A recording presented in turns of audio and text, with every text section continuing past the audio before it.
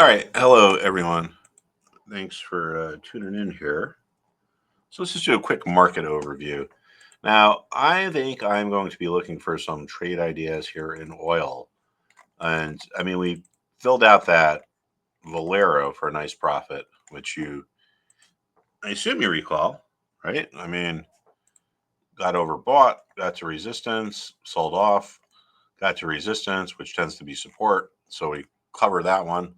Um, but let's just look at oil first. And I really don't know what to make of this other than maybe the war in Israel and Iran is over. Maybe the attack was so devastating it's done because, this has gone full circle. It's all the way back to where it was when this whole thing started.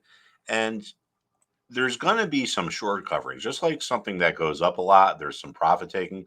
Well, something that goes down a lot, there's short cutting or short covering. That's just profit taking for short sellers. So I think we want to watch the USO for a potential bounce, which is this is the ETF that tracks oil. But anyway, there are going to be trade ideas abundantly presenting themselves over the next couple of days. Um, so hopefully you'll come back and we can look at the S&P 500. So really bullish action here again. I mean, this is really an amazing market, and people are still bearish. When people start to get bullish, that's when I'm going to start thinking that we're coming to the top.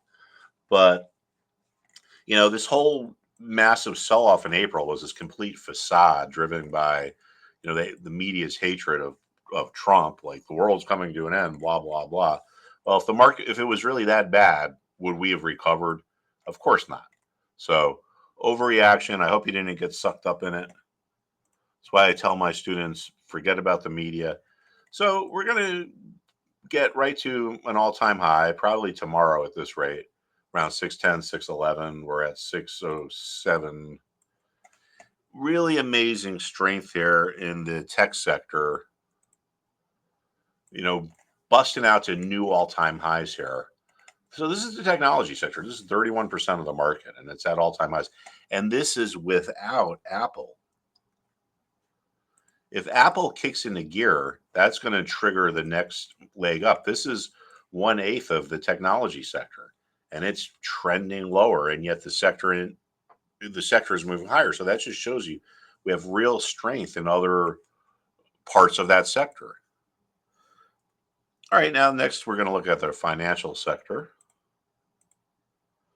Different sectors are in the driver's seat at different times, and this we had talked about this, at support. So the market held the support and rallied, real strength here, but at some point there's going to be some profit taking. So we got to watch levels around 52 here for the technology sector because it could bump into there and then there's going to be some profit taking. So that's what could potentially stall out the rally.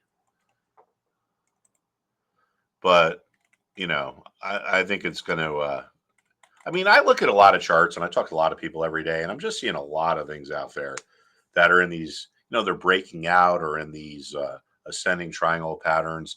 So here's the healthcare sector, and this really hasn't even participated.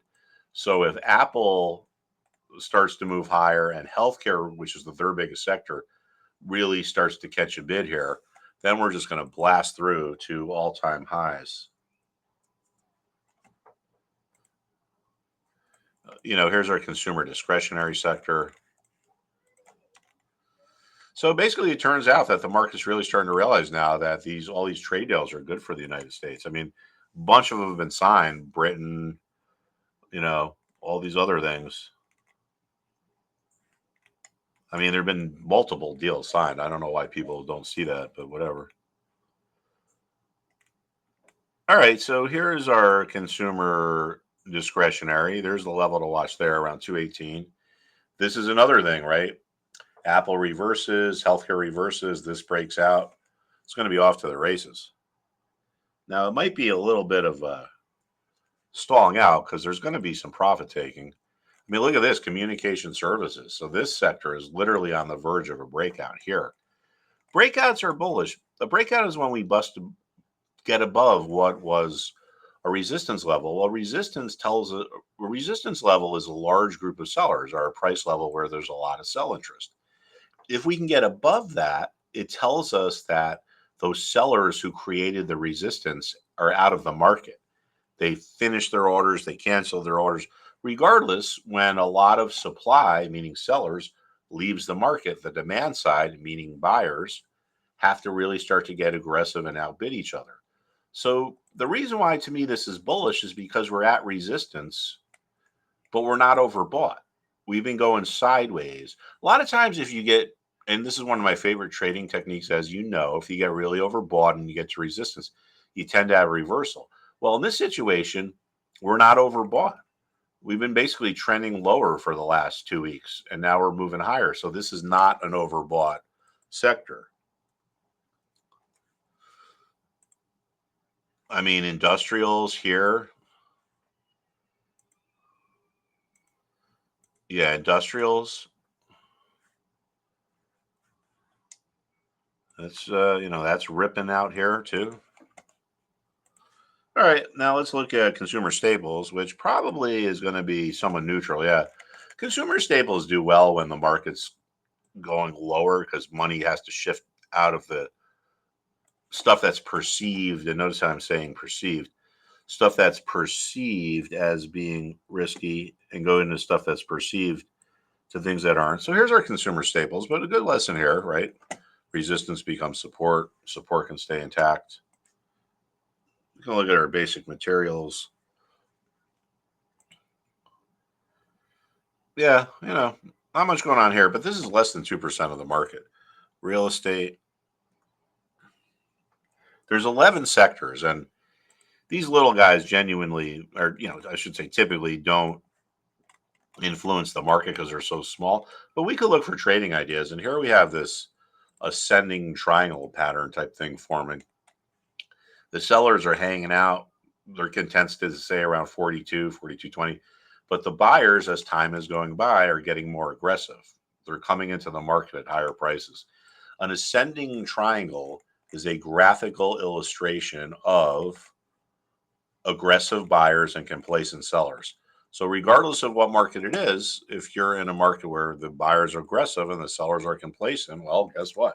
Sets the stage for a move higher. So these patterns tend to be pretty reliable. Of course, they're not perfect. Did you know that if you went over the past year, well, things might have changed. I looked at this a few days ago, but over the past year, as of maybe like a week ago, the technology sector was up, I've been thinking about 4.5%. Utilities were up 14. So this is one of the things I want my people to understand. There's other places in the market than the utility than the technology sector. And if you can get away from the popular stuff, especially if you're an options trader, one of the things that makes options cost a lot of money is how popular they are, right? So Tesla, Palantir, the options in these markets cost a fortune. If you got off the beaten path and you were to go find some stuff here in the the materials sector, let's just say hypothetically, you think Palantir is poised for a 10% move up. It might cost you $1,000 to get into that. Just pulling numbers out of the air here. Let's just say that you find a stock in the materials sector, like a wood maker or a chemical company, and you think it's poised to make a 10% move. Well, that might only cost you $100 to get into. One of the things that makes options cost money is the popularity. So anyway, everyone, I mean, I think that, the market's going to continue to roar ahead here. But we're getting close to where we're going to see some profit taking. And yeah, that's it. I mean, now we know what to watch. I mean, I think the most important thing to watch is Apple and also that communication services sector. But, the sentiment is still bearish. And as long as the sentiment is bearish, the market will continue to go up because if people are still bearish, there's money on the sidelines. Once we get a lot of bullishness, that's when it's time to think about selling because at that point, everyone who wanted to invest their money will have done so and the market runs out of buyers. All right. I will see you all tomorrow. Thanks, everyone.